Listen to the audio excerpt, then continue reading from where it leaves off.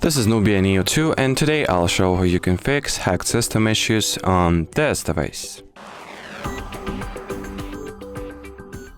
So if you suspect that your system's security has gotten compromised somehow, I recommend that your first move is that you select updating system as your first move, should I say so.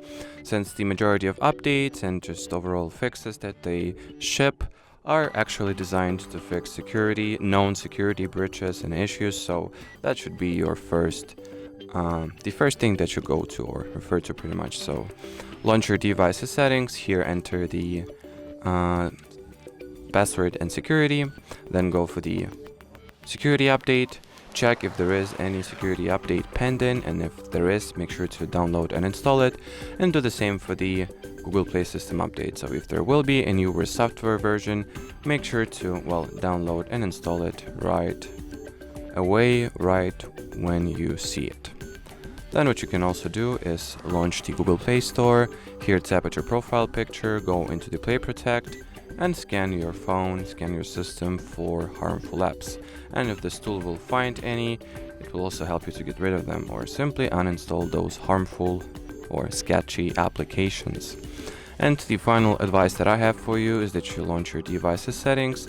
Here you search to find the device admin apps or the list of device administrators.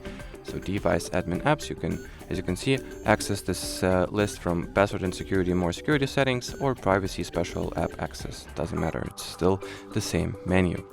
Here, check whether the app you do not remember add into this list and provide it with this permission, has it active?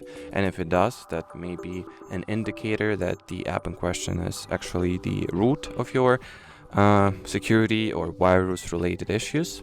So what you need to do is to retract or just disable this permission, deactivate it, and uninstall this sketchy, uninvited app right away.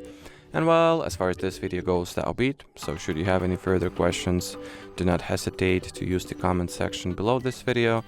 But as for now, thanks for watching and bye bye.